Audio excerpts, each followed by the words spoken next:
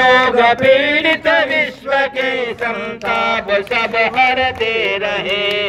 भावना मिट जाए मन से पाप अत्याचार की, कामनाएं पूर्ण होवे यज्ञ से नर नार की।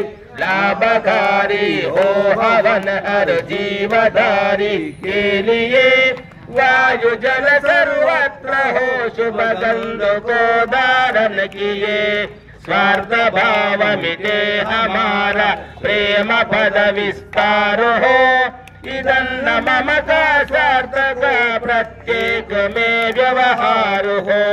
हाथ जोड़ झुकाए मस्तक वंदना हम कर रहे, नाथ करुणा रूप करुणा आपकी सब पर रहे।